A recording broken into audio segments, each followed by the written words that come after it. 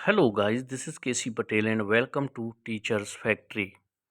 Teachers factory के YouTube channel में आप सभी का स्वागत है। अगर आप लोग चैनल पर नए हैं और शिक्षक भर्ती की तैयारी करते हैं तो शिक्षक भर्ती से रिलेटेड महत्वपूर्ण अपडेट और इन्फॉर्मेशन के लिए चैनल को सब्सक्राइब कर लें एंड बेल आइकन को प्रेस कर दें ताकि शिक्षक भर्ती से रिलेटेड आने वाले अपडेट और इन्फॉर्मेशन आप लोगों को नोटिफिकेशन के माध्यम से मिलते रहे।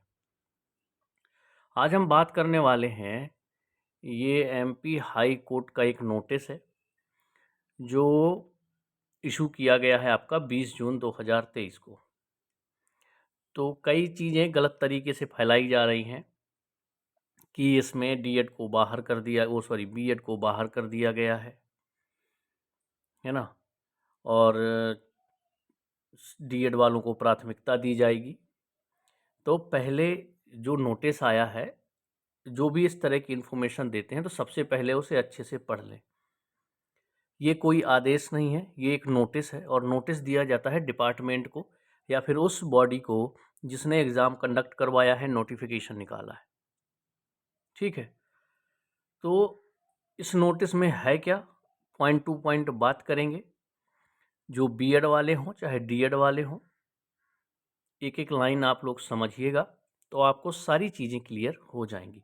ये नोटिस दिया गया है, याद रखिएगा, ये कोई आदेश नहीं है, नोटिस दिया गया है। तो इसमें देखिए, पेटिशनर्स जो हैं, आपको पता है स्टार्टिंग में जब एमपी टेट वर्ग 1-2 का भी पिछली बार आया था तो पीईबी ने खुद केवीएट दायर किया था। तो केवीएट का मतलब होता है कि अगर कोई भी पेटिशनर है ना, पेटिशनर दायर करता है तो सबसे पहले डिपार्टमेंट या फिर पीईबी को नोटिस दिया जाए, उसे अपना पक्ष भी रखने का मौका दिया जाए, इसलिए ये केवीएट दायर की जाती है। तो ये वही नोटिस है कि अब ये जो हाई कोर्ट है, जवाब के लिए नोटिस भेजा है कि आप लोग जवाब दीजिए इसका। अब किस चीज़ का, तो उसके बारे में हम पढ़ लेते हैं कि इस नोटिस में एक्चुअली दिया क्या हुआ है।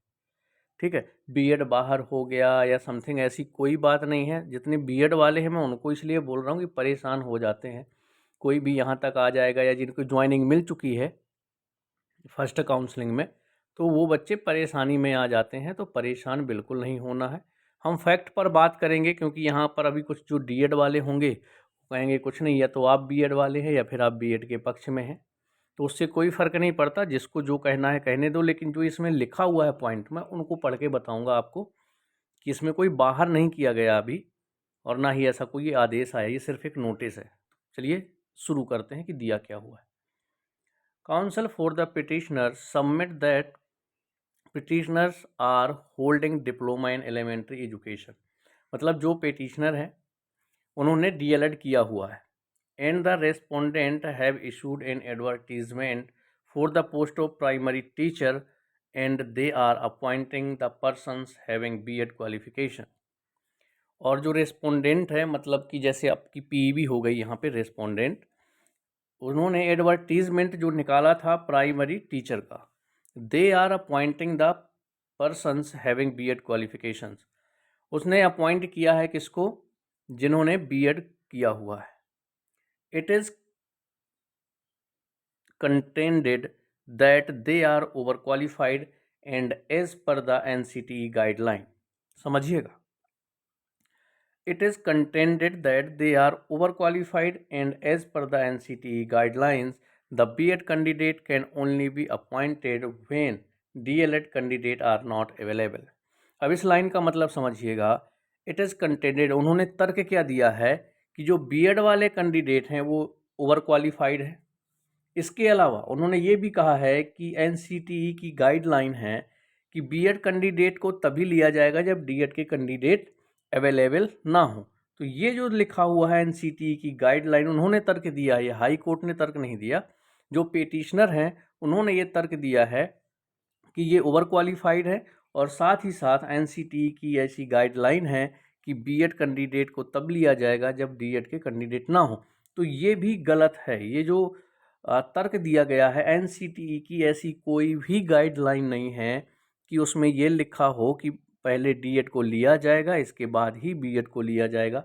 तो जब गवर्नमेंट जवाब देगी या पीईबी जवाब देगी तो इनकी लाइन ये जो दी हुई है यहीं पर ही गलत है ना। तो परेशान नहीं होना है, पूरी चीज़ों को पढ़ा करो। डीएड बीएड से मतलब नहीं है ना, तो यहाँ कोई डीएड से मतलब है ना बीएड से, ठीक है, कोई फ़र्क नहीं पड़ता। और वैसे भी कोई किसी के पक्ष में भी होगा तो उससे कुछ नहीं होना, वो तो जो हाई कोर्ट सुप्रीम कोर्ट का फैसला आएगा वो मान्य होगा सबको। और वैसे भी डीएड वर्सेस बीएड का आप लोगों का सुप्रीम कोर्ट में जो जवाब है वो रिजर्व है, कभी भी आ सकता है। तो ऐसे में हाई कोर्ट अपना डिसीजन कभी दे ही नहीं सकती। हाँ, उन्होंने जवाब ज़रूर मांगा है कि इन्होंने ऐसा कहा है।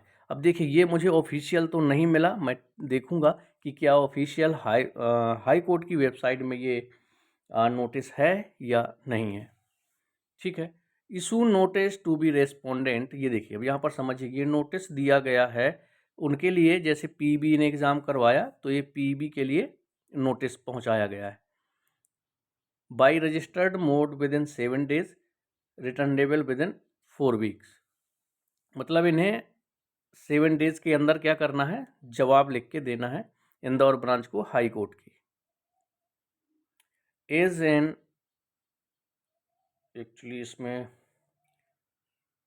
थोड़े से अक्षर नहीं दिख रहे, तो जो पूरी चीज़ें क्लियर थी वो मैंने आपको बता दी।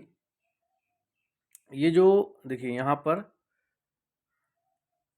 It is directed that the appointment of BEd candidate in pursuant to the advertisement dated 2 May 2023 shall be subject to final outcome of the petitions।